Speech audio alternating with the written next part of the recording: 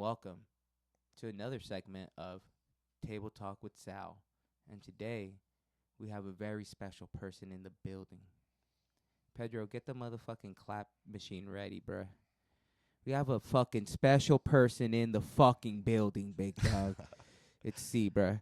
We have a very fucking special person on the party today, bruh. On the potty, man. On the body, bruh. And he goes by the name Jeremiah.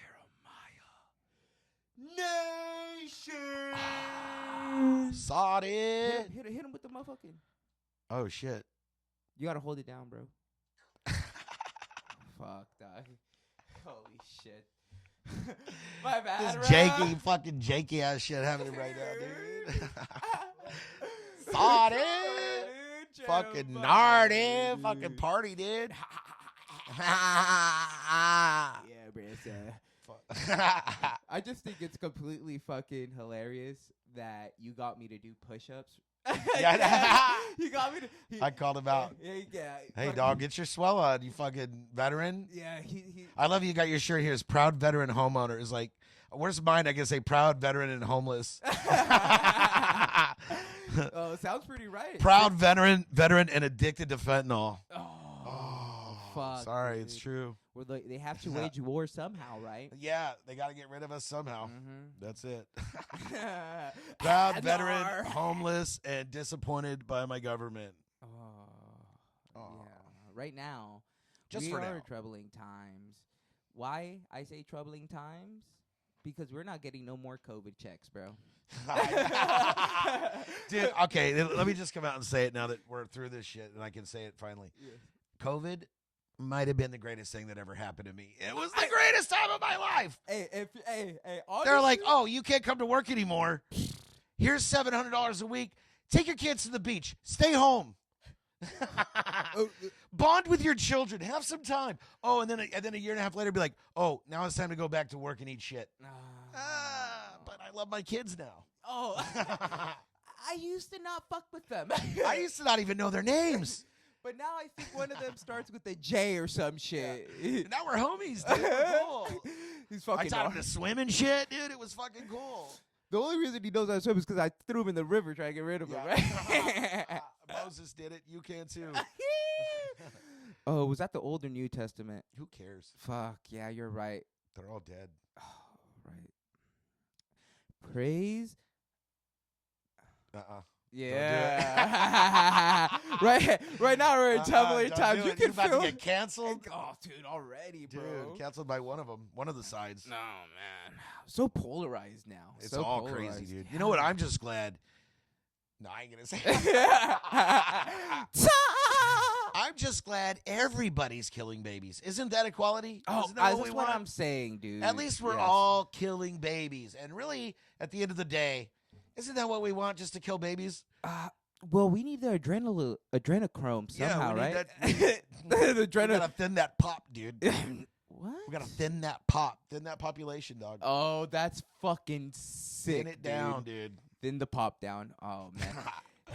Do you think, well, I don't even think, man. Don't even think about this. I'm setting the scene. How's it going, guys?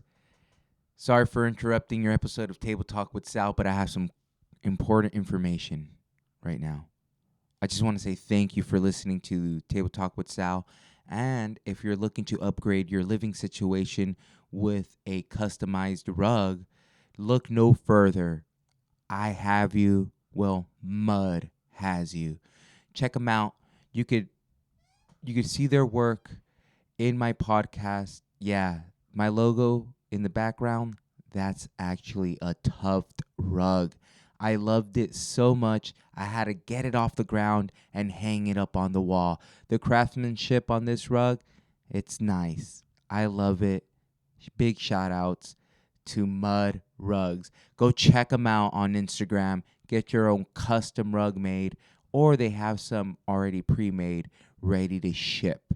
Use Table Talk with Sal code TTWS for a little special discount price. Check out that rug. Wow, that's a tuft rug. All right. Back to the podcast. Thank you guys for listening. Anything except making babies. I'm elite at that. You just nah, dog. You just can't pull out, bro. I got 6 kids with 4 baby mamas, dog. There's the one thing I'm good at. It's 2, 4. Yeah, for I'll build a uterus inside you, dude.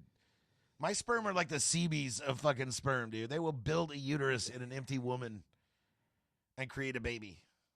Jeremiah, man, you're fucking on it, bro. If you did it, let me just give you some fucking props, bro, because you've cut weight, bro. Well, yeah. Yeah, you've cut weight, and I can see that translating into your energy levels, bro. That's it, dude. It's a meth addiction. It's really easy to do. It's just it becomes severely addicted to crystal methamphetamine. You might have to suck a few dicks. Oh yeah. But the weight's dropping off me, baby. I'm looking good. I'm feeling good. I'm losing teeth, and life is good. You gotta cut the pound somehow, dude. Gotta get there, man. No, I used to run marathons and shit. I used to run a lot, and then I hurt my leg, and a little bit, and I went through a divorce, so I wasn't running for a while. But I kept that calorie intake, and so you just start getting fucking fat. Dude. Yeah. And then once you get so fat, like I never thought I would be there, but once you get so big, your like quality of life changes, and you can't just go run and work out and drop it, dude. Like you go a block and your fucking body's aching and you hurt and your back hurts and you fucking can't wipe your ass anymore. You know what I mean? No, and like Jesus. Well, yeah. and so it really is debilitating, man. So I had to get to a point where I had to go, okay, if I don't fix this now, I'm gonna die in a wheelchair. You know what I mean? I'm gonna lose legs. I'm gonna die in a fucking wheelchair. I'm gonna grow around a chair and die. You know what I mean? Yeah. And so, about 8 months ago, I think it was when I decided to record my special. Nice. I was like, I don't want to look fat on fucking TV. Yeah. on the television. And so I started doing keto hardcore and strict. I do less than 20 grams, sometimes less than 10 grams a day of carbs. Holy fuck. Yeah. Dude. And I eat a lot of fucking meat and fat and stuff, vegetables. And then once I dropped about 40 pounds, then I was able to start getting into the gym again without feeling my body hurt. So now I do circuit training, I'll just go through twice a day and I'll do pull-ups with a curl bar, or curls with a bar, 60 pound, I'll do sets of 15 to 20. And then I'll do push-ups of sets of 20, and then I'll do squats, and then I'll do, another tricep workout, and then I'll rotate through those 6 times, and then I do that less than an hour. That's a workout. Yeah, you must be moving. Yeah, you're moving and grooving. But since I started doing that, the weight's dropping even more. So I've lost 70 pounds to date. Nice. Yeah. Was it just a extra bit? The best part is being able to see my dick again. Oh, dude. Yeah, because I forgot how pretty it was. Oh, dude. I'm like, oh goddamn, you're beautiful. Hey, mister. Hey there, buddy. I've seen you in years. Rise and shine. Hey, dude, honest question, bro. Whenever you were that big and you were fucking, would you hold your belly up?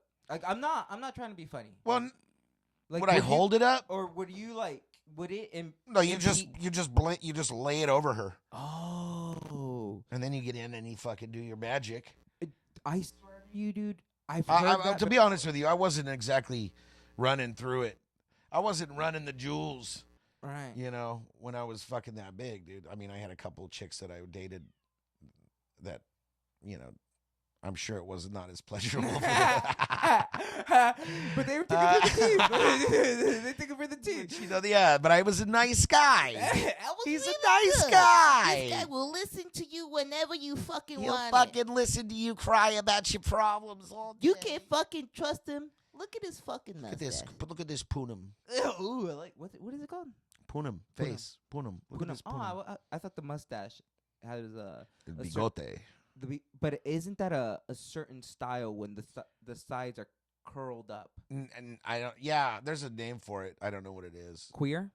Faggot. Sorry, dude. It's a title I wear with pride. And I support you. Thank you. I figured I was called it all through high school anyways. I might as well own it. Oh, yeah, handlebar. There you go. Pedro. It suits you, bro. I can see why you would want a handlebar on your face, dog.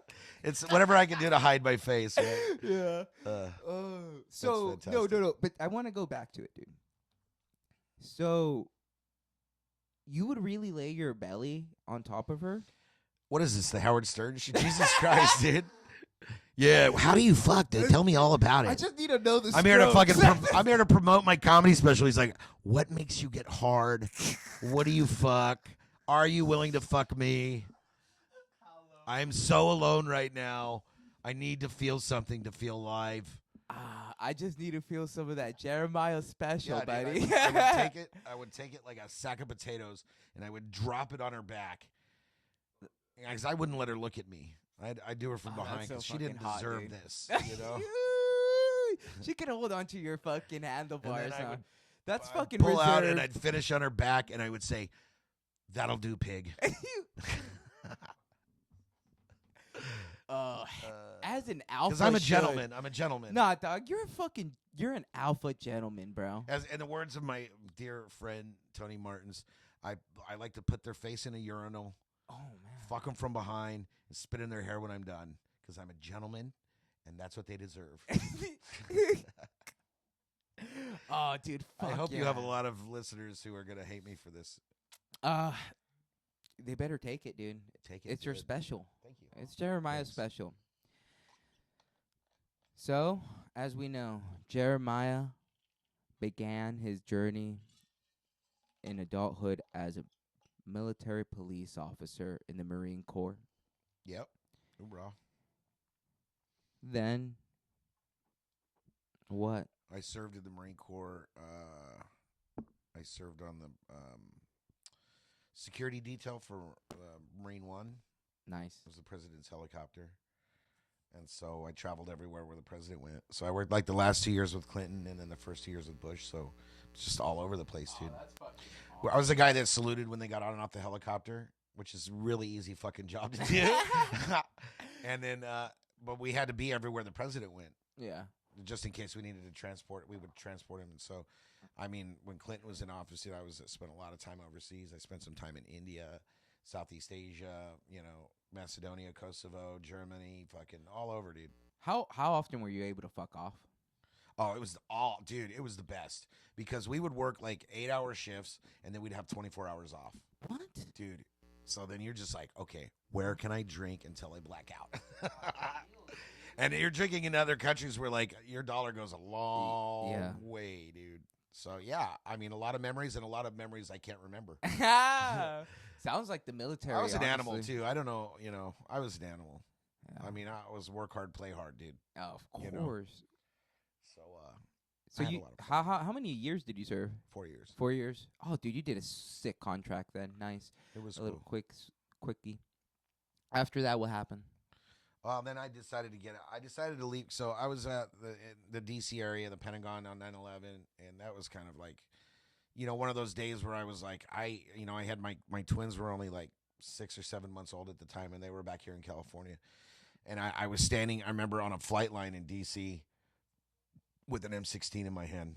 And I was like, what the fuck am I supposed to do with this? Kill. I'm going to shoot a plane out of the sky with a fucking M16, dude? Well, what the fuck am I doing here? So I was like, I should be at home with my kids in California to protect them in case this happens there, and like, so that's when I decided I wasn't going to re-enlist. And I came back to California, and then I went to the police academy, and I went into law enforcement, and I spent some time doing that, and that was not something that was for me, Yeah. And, I mean, it is what it is. I respect police officers and what they have to go through, but it just wasn't for me. And so then I left law enforcement, and I didn't really know what I was going to do, so I just started bartending. Okay. And found out I can make a living doing that and still chase my dreams, which were to write. I wanted to be a writer. And so I wrote short fiction for like 10 years and submitted to different publications. And some things got published and most things got rejected. It's a hard life for a writer. Yeah, it's hard, man. Writing is one of the hardest art forms to break into because, I mean, you have to submit, and the people you're submitting to are also writers, and they hold themselves to they all think they're. It's just like Yeah, it's the It's very the cutthroat. battle of the fucking minds. You know. Yeah. You're not more intellectual than I am. Yeah, this isn't, Yeah. that, so, and so I did that. And then I had a roommate who was also a writer named Jeff Wallace, and he started doing stand-up comedy Okay. at open mics and stuff. And for me, he was, it was like, I couldn't imagine him doing comedy at the time. It was like, the idea was just because I just had this overwhelming stage fright. Oh, okay. Like, I tried to give a speech once at a wedding and I threw up. Holy. Like, fuck, I was just overwhelmed with fear. And so, which is funny because Yeah. when I graduated boot camp, the last night in boot camp, my drill instructor, we had a roast of our drill instructors. Yes. Yes. Did you guys do that too? Yeah, we did that too. Yeah. And so I just went through just fucking destroying my drill instructors, dude, and everyone was dying. And at the end, my lead drill instructor came up to me and he goes, "Listen, if I don't see you on Saturday Night Live in 10 years, you're a fucking failure." And I was like, oh. But that said, I could never get over the fear of getting on stage and performing, and the fear of rejection, Yeah. And so my roommate Jeff had been doing comedy for some months. And finally, we were drinking one night together, and he was like, "Hey, I'm going to go to this open mic in Clovis, Fresno, at Grog's Irish pub." And he's like, "You should come along and check it out." And I was like, yeah. I was buzzed good. And at this time, I'd been bartending for like 10 years. And so, I had not written jokes, but I had some bits that I would just toss around. Fuck around with my customers to make them laugh, Yeah. Oh, you were in the perfect setting to just you always knew that you were funny. You had a perfect setting to bounce. Yeah, and there was nothing to be nervous about. Yeah, exactly. It was in a natural setting. It was easy to be yourself when you're the bartender and everybody loves you. Yeah, of course, yes.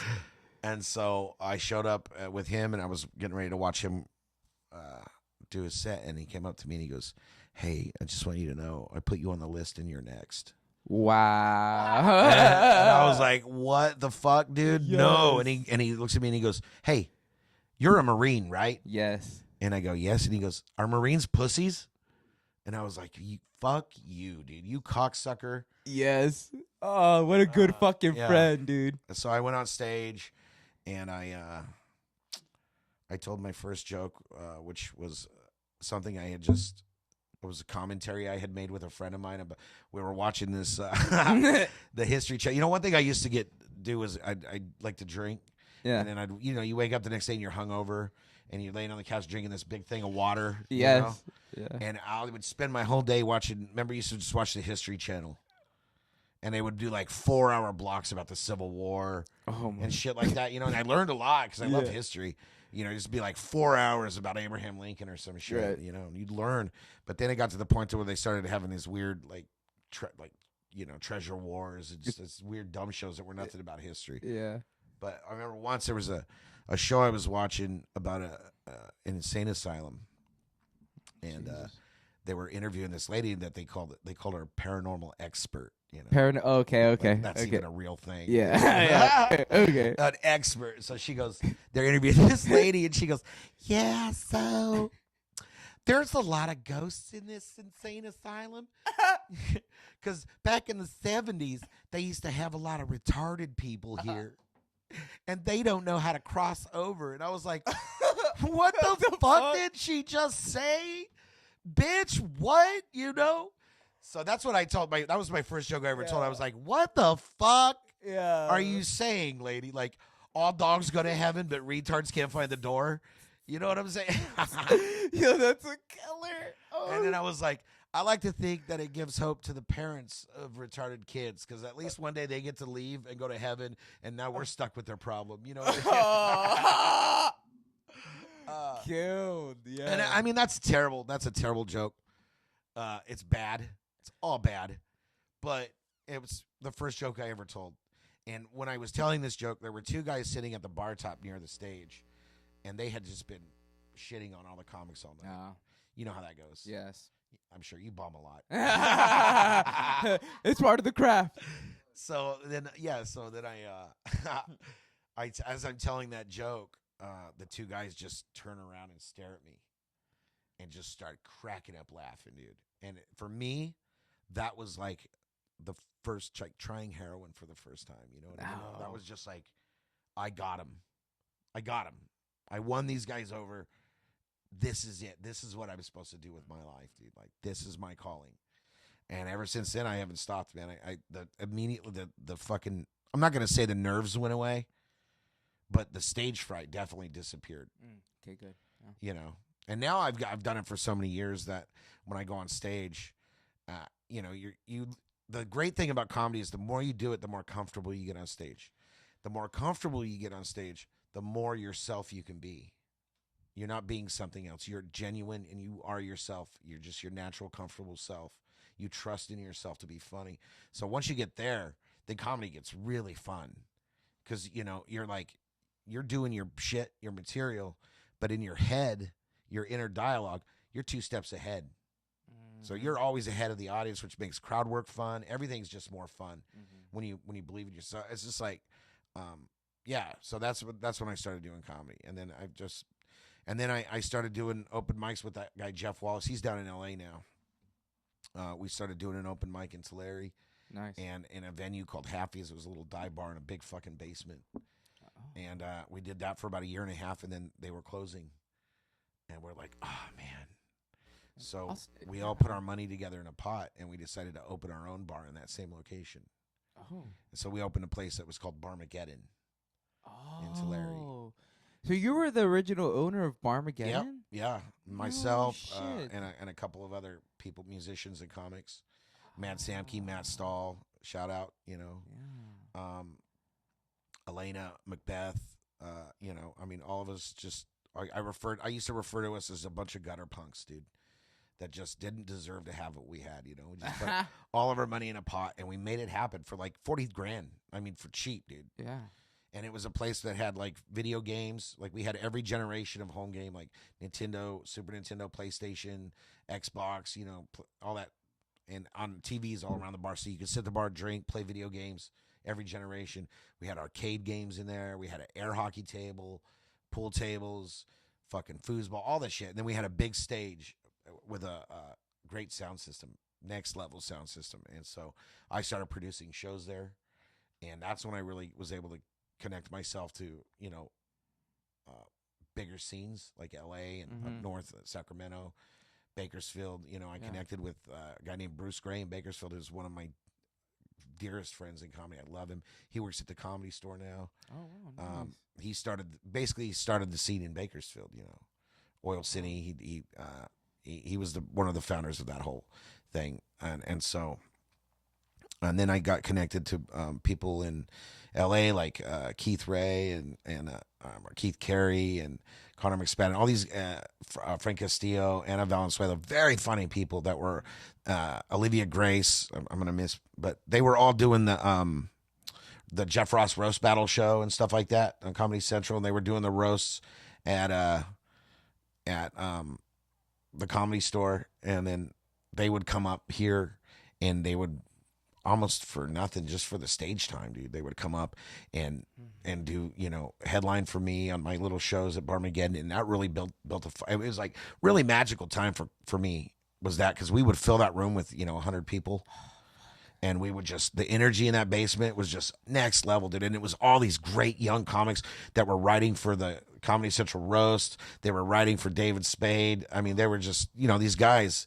And then they put me in touch with other guys that I've had the privilege of working with, like Brett Erickson, who was part of Andy Andrus. They were all part of this old documentary. They were like, you know, worked with Doug Stanhope a lot back in those days.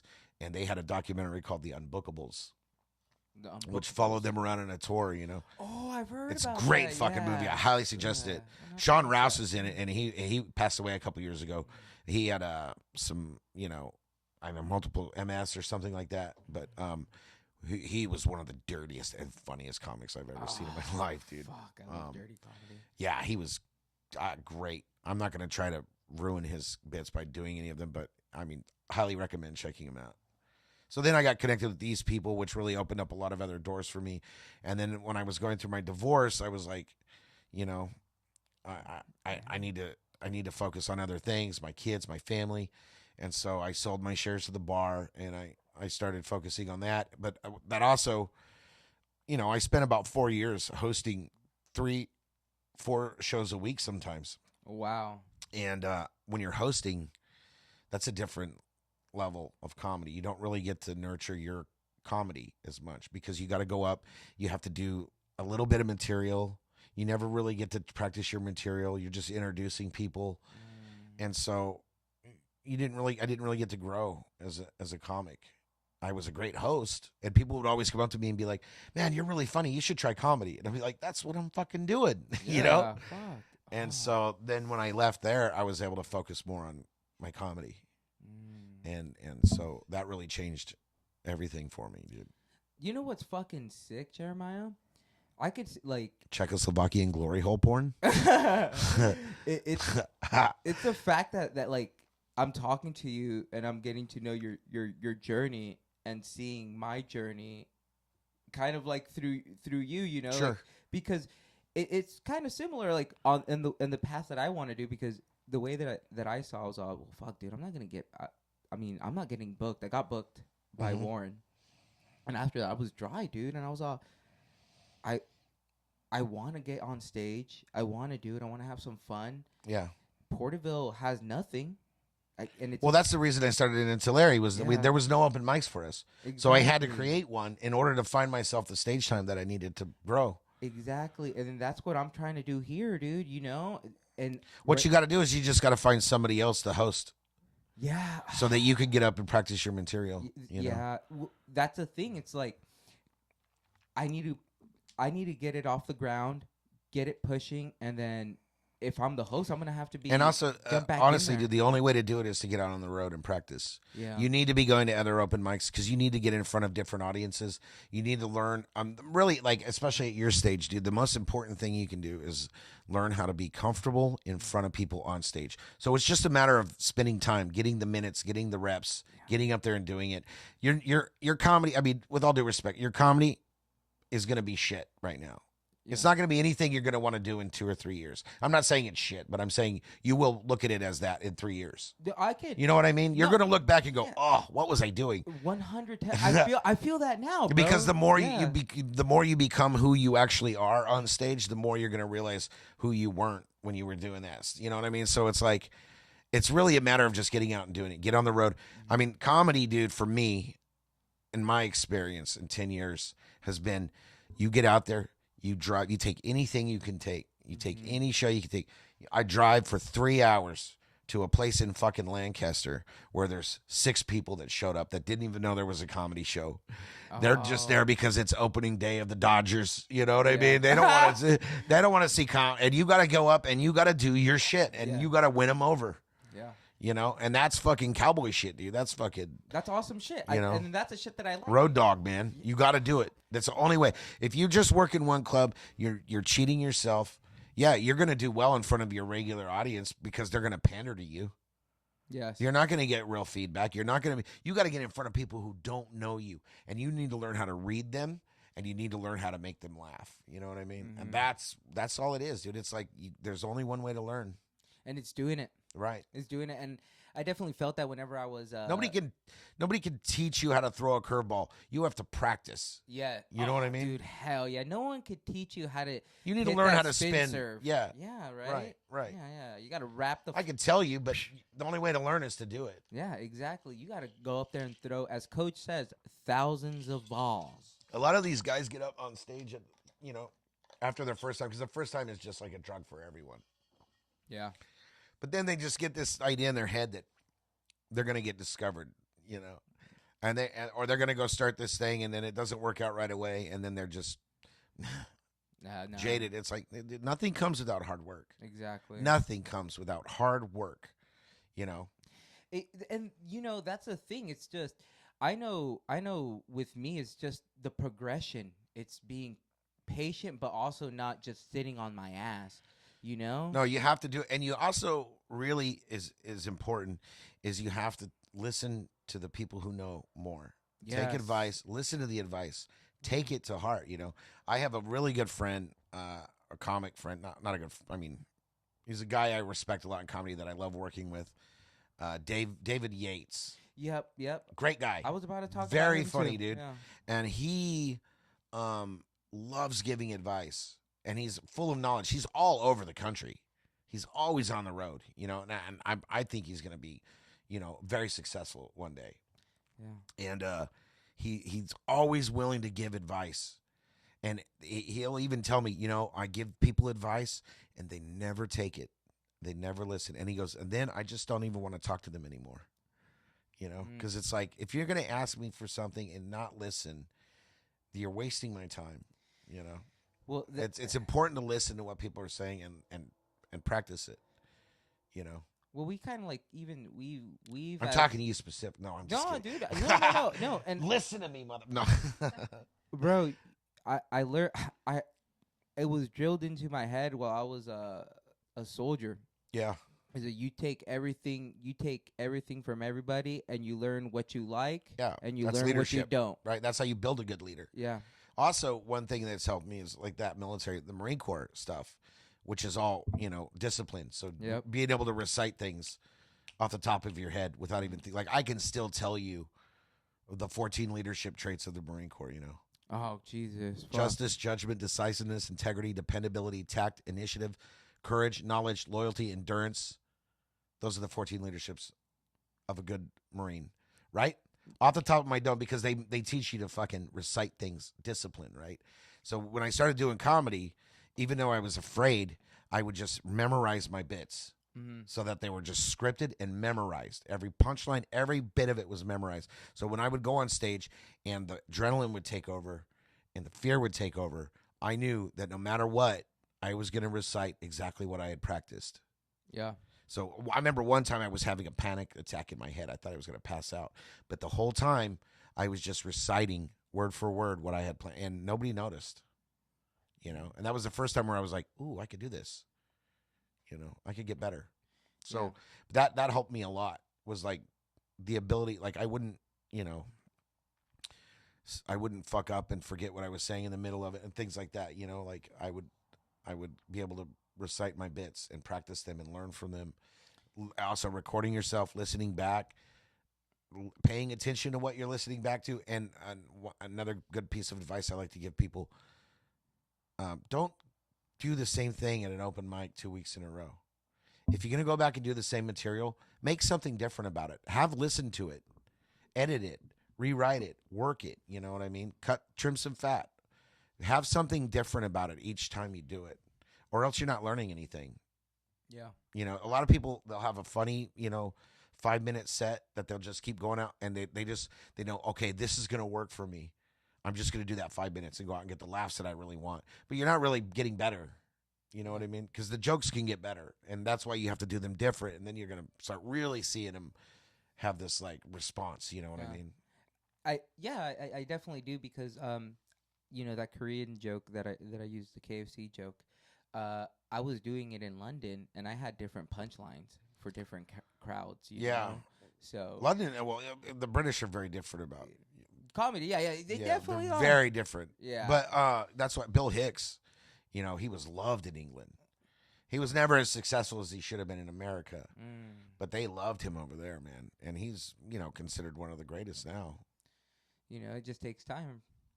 And then, like you said, traveling, getting the name out there and getting the reps and just building that muscle and that ability to know your crowd. Yeah, and there's also a lot of politics in comedy too. Yeah, and I just want to say thank you, and I want to give you your flowers, because you really do want to do this comedy shit. Because I asked you whenever I started hosting that, whenever I tried to start comedy at Landing 13, I told you, like, come out and do a set, dude, and then you did, like, and then that shit to me was like, all right, good. And then I watched you, bro. I peeped it. I said, I saw you walk around the crowd, around the bar, looking what kind of the crowd was. And you did well, bro, for the people that were you get a feel for it, dude. You look for what they're looking for. You listen to them. Yeah. Because they're talking to you. They're telling you what they want. You just got to listen. Right. And sometimes by the way they're not responding, you can tell what they want. Like sometimes you can see the audience, you can feel the energy. They're wanting somebody to take it there, to get them there, to like make them.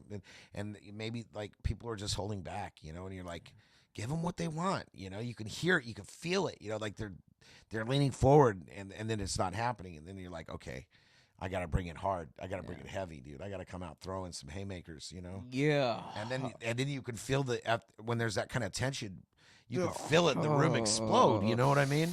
Yeah. Are you coming right now? You're just talking about all that energy, brother. Yeah. Brother. Oh, yeah. Oh, yeah. All right. Fuck yeah, dude. That wasn't weird. It wasn't. No, this is awesome, dude. So how long were you, how many years did you put into the special, bro? I mean, there's some material in it that I've probably 6 to 8 years been working on. Fuck. So and rewriting and reworking, you know. A lot of material that I wrote and then I would put away and then I would come back to in 6 months and then rewrite and then put away. And it was never really right. And then I would write other stuff and I'd be like, hey, that old joke fits perfect here. Now I know what to do with it, you know. So there's an evolution to comedy, dude. Jokes take a long time.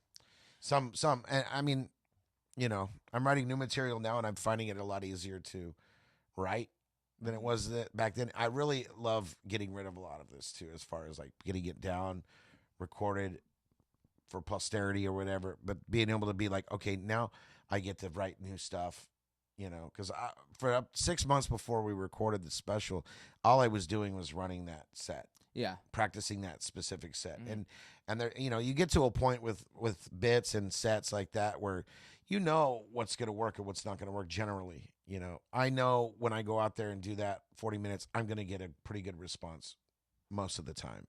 Everybody eats shit, you know. Yes. Most of the time I'm going to get it. So what I love now is writing new material and not knowing yet when I go on stage, that feeling again where I don't know what the response is going to be to this. That's exciting again. I'm excited for that, but I'm very proud of what I made. As far as I know, no other comic in the Central Valley has ever done anything like this, a special like this. So you know, I'm saying from Bakersfield. I'm not trying to knock any of them, but fuck that shit. but dude, it's Nah, fuck all that shit, man. You heard it here first. Dang. Jeremiah Nation is stomping down. What is he doing, dude. bro? He's standing on business. Oh shit. Standing on business. Let's fucking jump him, dude. I'm down. Let's fucking do it. Yeah, I'm down. Whatever. So Sure. yeah, but so I'm proud, man. And I'm hoping that it kind of like motivates other local comics to start doing their own. You know, like because there's a lot of good comics out there that I'm really proud of having worked with and watched grow up with me, and I'm like waiting for them to do it now because maybe this could be a blueprint for them to do it. You know, self-produce a show, dude. Like I flew out a cinematographer from Chicago. He filmed it on 4 or 5 different cameras. We've been editing this for 6 months. It's all 4K. Oh, okay. So we recorded it on 4 different audio devices, so we have a good audio selection. All that has been post-production was done by one of my best friends, one of the guys that I own Barmageddon with. His name's Mad Samke. He's a very talented musician and a great editor. And so he did all the editing for me, which is like taking all these different angles and all this different sound, mastering it, cutting it. We've re-listened to this thing 1,000 times and cut the fat off of parts that didn't work well and just and made what I think is the best comedy special that Central Valley of California has ever put out. I fucking love that, dog. And I'm excited, dude. I'm excited. And we're releasing it live. By the way, let me plug it. Plug it, bro. So we're releasing it on Thursday, November 2nd. We're doing it's a live release at 8 p.m. Pacific time. So we're releasing it on YouTube. It's going to stream live, so everybody can watch at the same time the premiere. There's going to be a group chat, so they'll be able to get on there and chat and fucking talk shit. Say whatever you want, dude. I can take it. Yeah. And then I'm also going to do a watch party for that at the brewery in Tulare, Kauai Brewing Company on 1054 East Walnut Avenue. Hell yeah. The brewery's gonna open up at 6. We're gonna have some food out there. We're gonna have some live entertainment before the hand, and then we're gonna kick off the watch party out there. So there's beer, fucking nice. craft beer. Yeah, it's $6 a pint. It's really good prices out there too. $6 a pint. That's not too bad. Do that for double IPA or for good fucking beer. That's great. So we're gonna be doing that. So I'm excited, dude. That next Thursday, the release is coming. Oh, dude, I'm fucking excited. Yeah, for you. I am, I feel man. it, dude. I feel the energy in you. You're very pumped for this, dude. I like it. Dude, I mean, Yeah, it's the other than my children, it's the greatest thing I've ever created in my life. You know, I'm very proud of it, dude. Dude, I fucking. love you're gonna that. see, dude. When you see it, it's a very high quality special, dude. I'm really, really proud of it. Oh fuck yeah. I know. It's probably more blue than a lot of people like. You know, some people don't like. You know, the kind of edge that I bring, but you're gonna have to respect the quality and what the product is when it comes out, like no matter what. Yeah, I think a lot of people just need to put their own personal bullshit aside and just listen to the comedy. You know? Yeah, listen to the audience. That's really it. When you listen to the special, I didn't add laughs.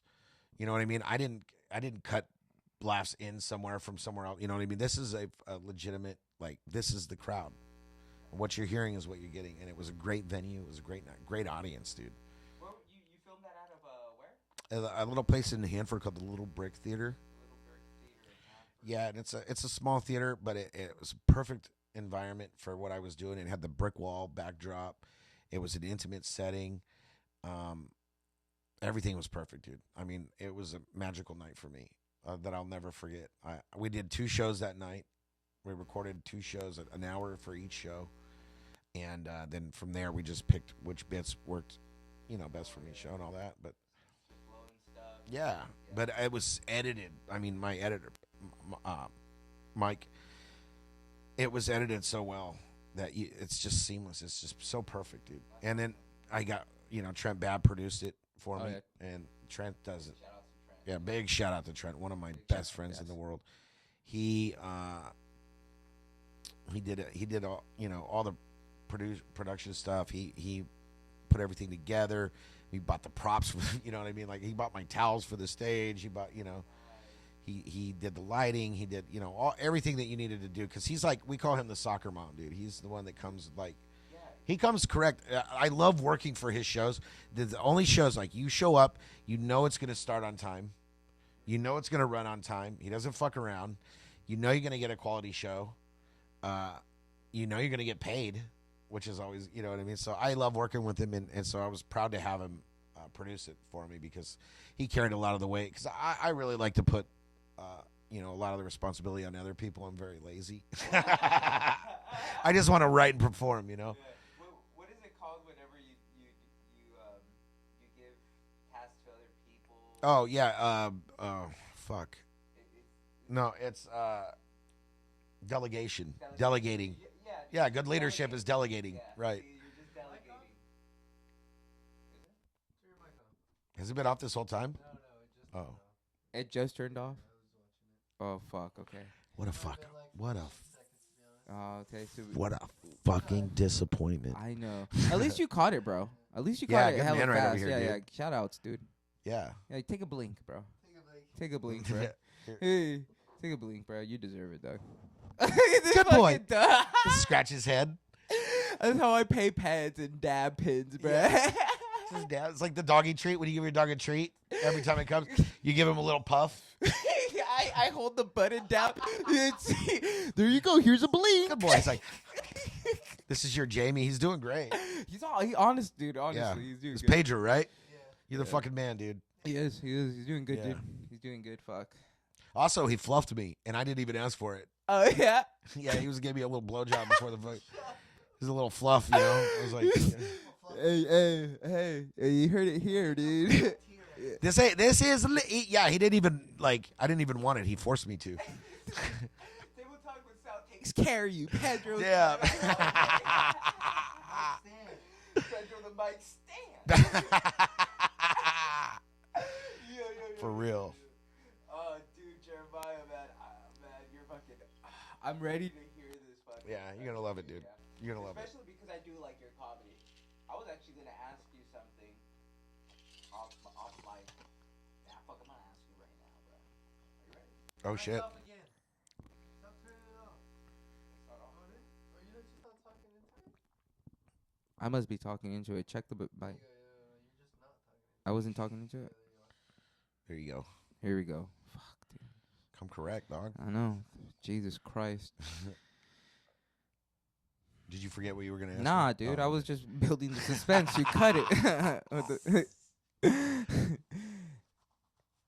Would you like to perform at a show that I'm producing November 18th? Yeah. Yes. I'll check when we're done. I'll check Yeah, my yeah. schedule, but I'm pretty sure I'm free. What day of the week is that? It's a Saturday, right, Pedro? Yes. Yeah, I it's should a be able Saturday. to do a Saturday evening. Where at? It's gonna be the studio Is where I sent you the first Oh, yeah. address. It's gonna be there. Okay. So it's gonna be real gutter vibes. No, it's not. It's I gonna like be. that. It's gonna be. I get dirty. I know that's what I'm saying. I think that you're gonna kill with this Yeah, crowd, we'll come bro. out I know you swinging. will. All right. Yeah. So while we're recording, let's talk pay while we're recording this. No, I'm just kidding. Well, Pedro just fluffed you, big duck. Yeah, right. That was for this. Wait. No. Oh, That's now not, we're that's not how this, renegotiating. that's not how it works. Now we're renegotiating. Sorry. Go I signed an NDA. You're not even supposed to talk about this. Yeah, dude, I'm down. Fuck yeah, Fuck dude. yeah. I just because I know people are gonna be interested to hear your comedy, especially after listening to the podcast. So Yeah. yeah, how You're gonna drop a clip. I brought some clips. I hope you drop those here at some point in the podcast. I will. So I'll make a quick And edit. that's got in the and in beginning. there I have links to in the clips. There are links to where they can view. Oh, okay. God damn, you made my job a lot easier. Yeah. Hell yeah. There's a QR code, I believe, or there's at least a link to my YouTube channel, Okay. Oh. what- Jeremiah Nation Comedy at YouTube, and I also have a website, jeremiahnation.com, which will also have links to the special on there. So those are easy ways to Who made your website? Squarespace. Squarespace, really? Yeah, I paid the fucking $200 for the year.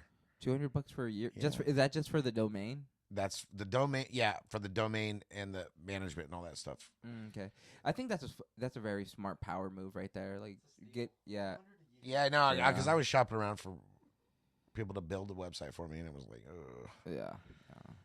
Shout out to my boy Chris. I live Appreciate off you, big tips. time. But yeah, Squarespace is where I went in. You know what it was I didn't want to bite the bullet, so I drank a bunch of whiskey one night, and No. in the middle of a drunken thing, I was like, fuck it. I'm gonna do I'm it. building the website, boys.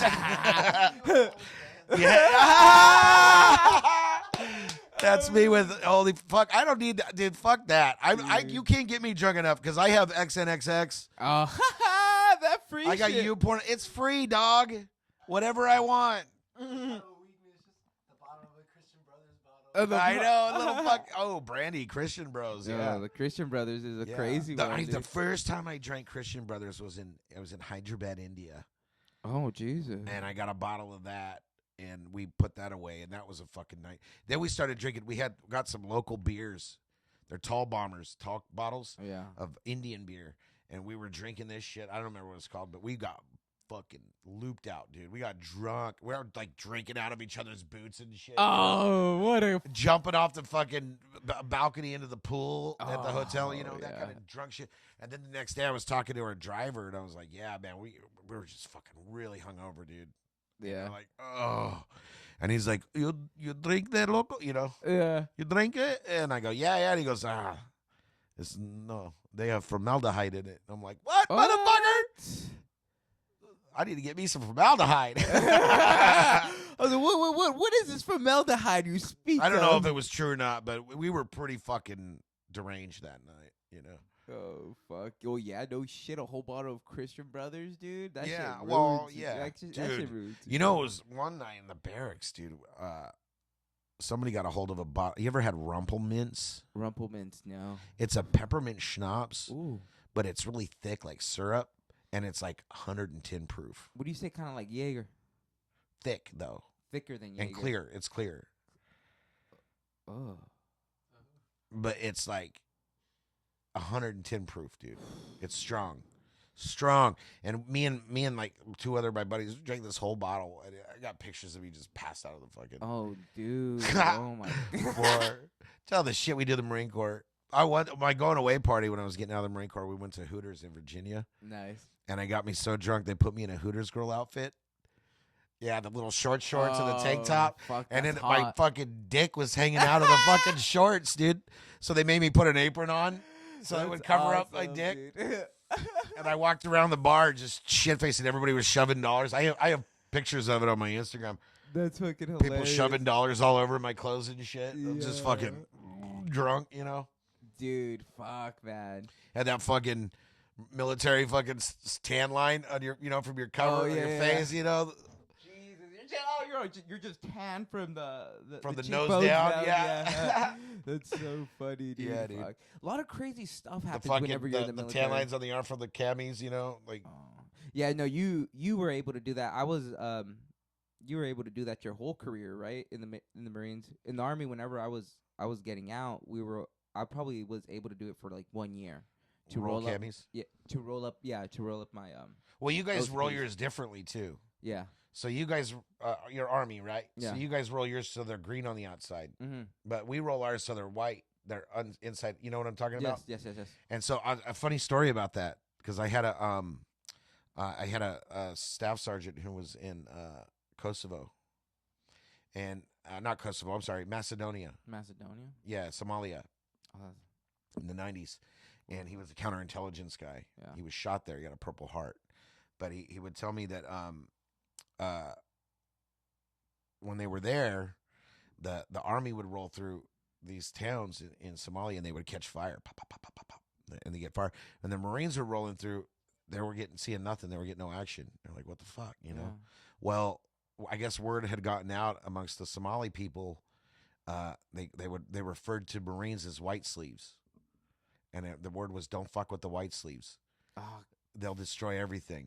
yeah. Yeah. You fuck with the green sleeves. Don't fuck with the white sleeves, God because damn it. yeah, they will raise the town. Mm. You know. Yeah. Fuck, dude.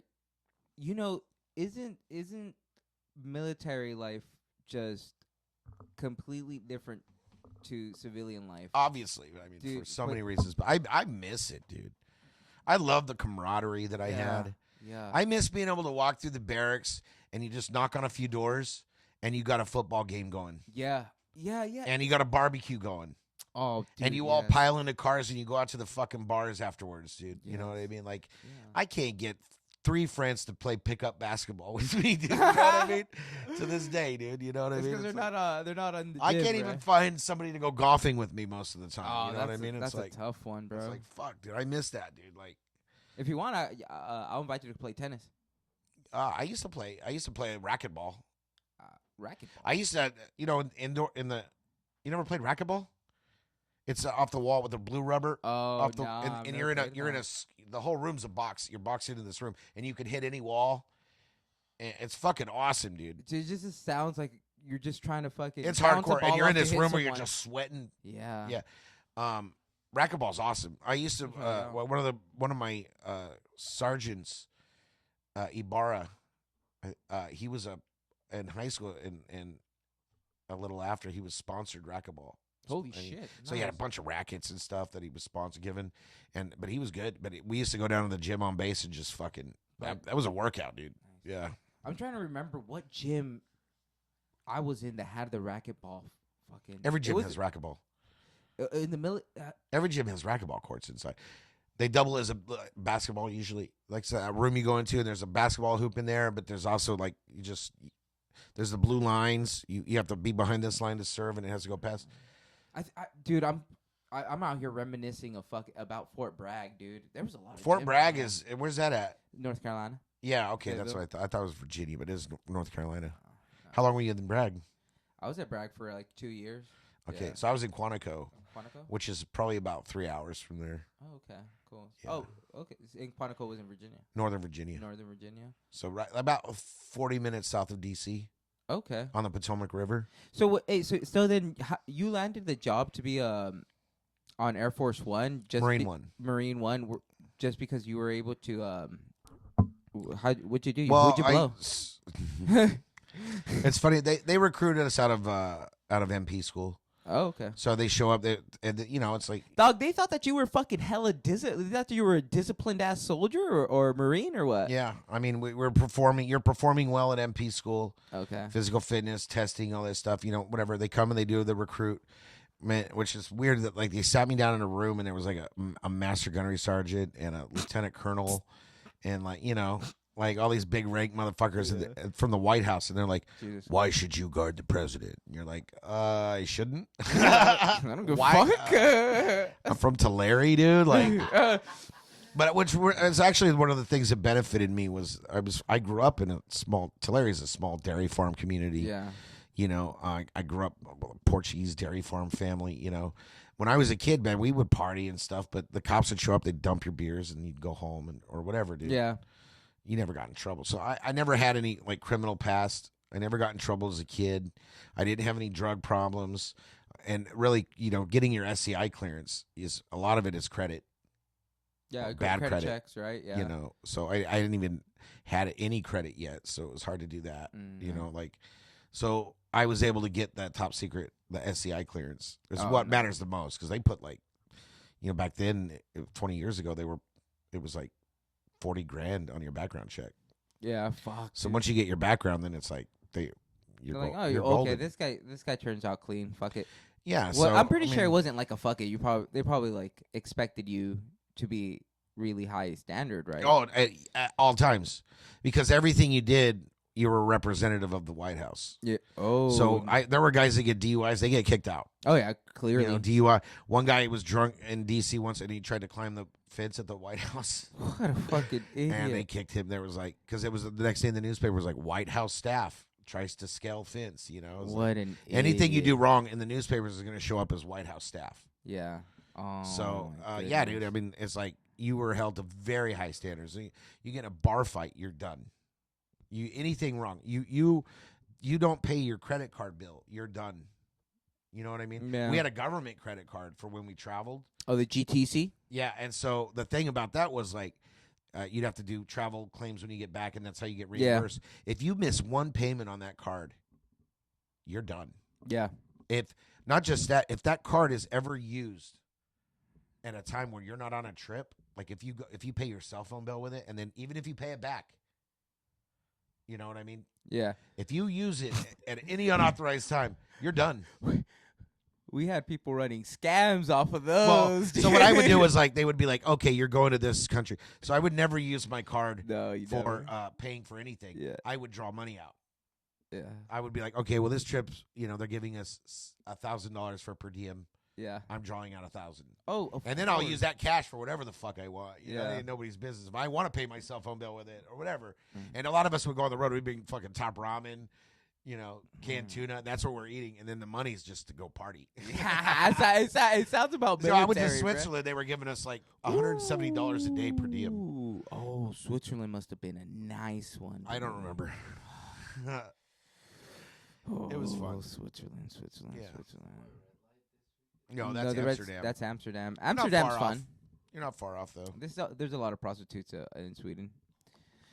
Well, practically in all of Europe, I would say. Mm-hmm. Yeah, all of Europe is pretty. I mean, all over the world, I would say.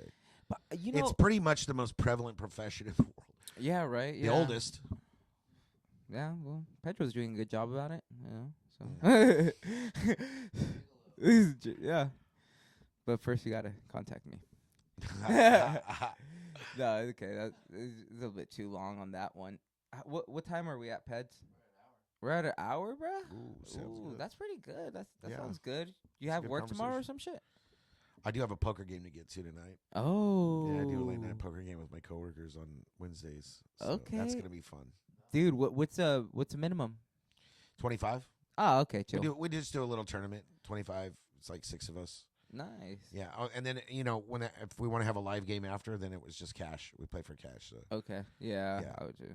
but yeah, we do a tournament and then we play live and whatever, dude. Depends on how much we're drinking or how. how much late fun it's we're going. having. Yeah, Yeah. exactly.